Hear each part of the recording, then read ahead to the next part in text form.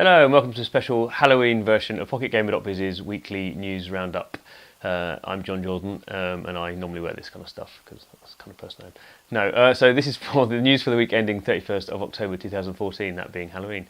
So we're kind of entering the financial kind of quarter period, reporting period, which is kind of really interesting. Every kind of a 3 months we get a kind of snapshot of where all the publicly kind of owned companies on various stock exchanges around the world, kind of how they've been doing over the past 3 months.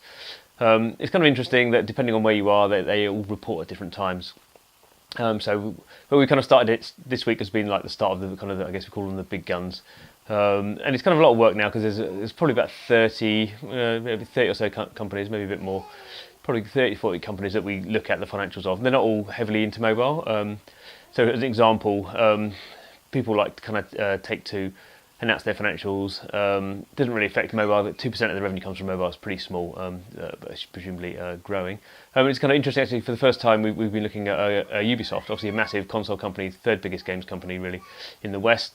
It doesn't kind of break out mobile specifically, but it did actually point out that for the first 6 months of its quarter, sales are up 45% compared to the entirety of last year for mobile games. So I mean, obviously that's from a very low base, but still kind of impressive to kind of see that from Ubisoft. And hopefully in future they will actually break out their mobile game sales as a segment, so we can actually see what's going on there. But I guess the kind of highlights of the news of the kind of financial news so far for mobile games companies were EA, which does break out EA Mobile's contribution, although not the profit to EA Mobile. And EA Mobile kind of pretty good, $123 million of revenue from EA Mobile, and that's up 64% year on year. So kind of pretty impressive from EA. Obviously EA been pretty kind of pretty heavy at acquiring stuff over the years, so it's kind of been growing that market kind of organically and through acquisition. But it particularly pointed to its sports brand. So I guess it's kind of interesting that we look to mobile we did look to mobile maybe a year ago as a kind of a new playing field for new kind of entrants to kind of find new opportunities and stuff. But from EA, you're kind of looking. It seems like a lot of its revenue now is coming from the Maddens and the FIFAs and how they just kind of bringing those to mobile. I guess a kind of more interesting bellwether kind of stock as I always look at is Glu Mobile. So Glu Mobile is a pure play mobile company, just as mobile games, just as free to play games at the moment. And it's been on the Nasdaq for a long time, like getting on for almost 10 years now. And it's been very interesting to look at how Glu Mobile has been delivering, or not delivering financial performance, because it originally it was a kind of a Java-based company, and then it's moved into free to play. Now it's wholly free to play. And because that's a big transition, it's hard to deal with. It's been loss-making for many quarters, pretty much all its quarters, and it's had to do rights issues, basically go to its shareholders and raise money a couple of times over the last year, basically to keep it going. But the big change that's happened for Glu, and I think they're as amazed as anyone else, is Kim Kardashian Hollywood. So Glu has built its reputation on making kind of quite high-end 3D action games for blokes, effectively, or boys, or lads, or I don't know, young men, I suppose is the appropriate genre. But it has had one company that has been making casual games. So they had a series called Stardom, which is a basically casual. You're a kind of in Hollywood trying to make your way, and they did okay those games. But they've taken that gameplay. They did a couple of games made using that, and they slapped the Kim. Not actually, it's wrong. They didn't slap the Kim Kardashian logo brand on it. They got Kim Kardashian as a brand, and they actually integrated Kim Kardashian as a person very well into that game. And Kim Kardashian Hollywood is the first quarter of revenue we've seen where it's been a full quarter of revenue from that game, and perhaps not surprisingly because everyone knows it's done very well, particularly in North America. Kim Kardashian Hollywood actually accounted for 52% of Glu's entire revenue during that quarter. There's different ways of looking at it. So there's GAAP and non-GAAP, which I really won't go into, but it's different accounting methods effectively. So.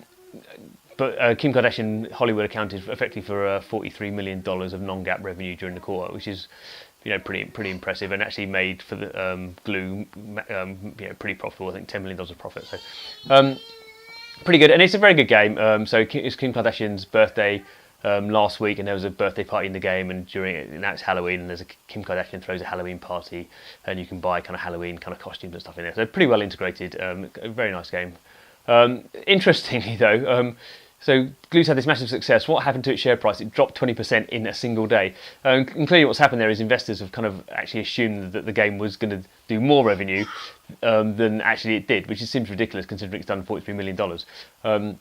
And that kind of shows a little bit how kind of market sentiment works.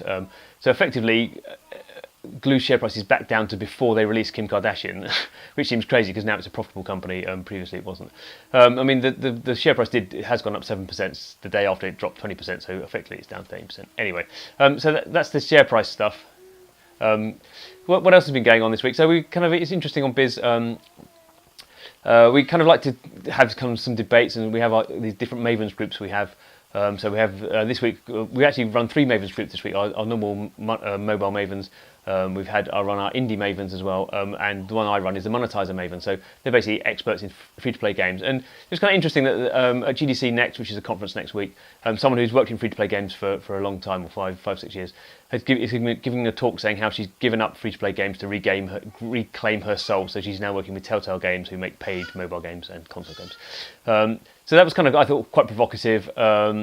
So we kind of had a debate on that, and it's kind of interesting actually how kind of anti that sentiment. Maybe not surprising that these free-to-play guys are, but a lot of them have made kind of big box games. They've worked on console games, and they really do see free-to-play games as being the far superior type of game. And obviously there's a business model involved, and how that integrates into gameplay is 2 separate things. So I think there's an understanding that some people integrate that in a more maybe manipulative manner than others. But generally people suggest if someone's spending $20 or $50 in a free-to-play game, they're not doing that often in one go, they're doing that in multiple kind of transactions of $10 or $20. So they're doing that because they spent some money, they got a good reaction, they enjoyed what they got from that money spent, and they're going on to do it again and again. So that was kind of interesting. And what other news was there? So the kind of final bit of news I thought was interesting. The Helsinki game scene, you kind of think it can't get any hotter. It is the hottest game scene in the world. But what happened is probably companies you've never really heard of, but Next Games, who were set up from some guys from mainly Rovio, but other companies as well. So they're actually making the Walking Dead game. That's what they're working on at the moment. They've raised $6 million in equity, actually a bit more than that, and they seem to be doing quite well. And they've actually bought a new company called Helsinki Gameworks. They've just come out of Rovio as well. They'd only really been going a couple of months. It's only been 2 months since they announced they were actually formally a company, and within those 2 months they've gone from a start-up to an acquisition target. So they've been bought at an undisclosed fee by Next Games. So again, that kind of just shows I think the dynamism that's happening in the Helsinki development scene. So that's the news this week. Next week I'll see if I want to kind of keep my costume going. Well, you can comment on that, of course. It would be nice to know if you want me to keep my hat at least. But see you next week. Bye.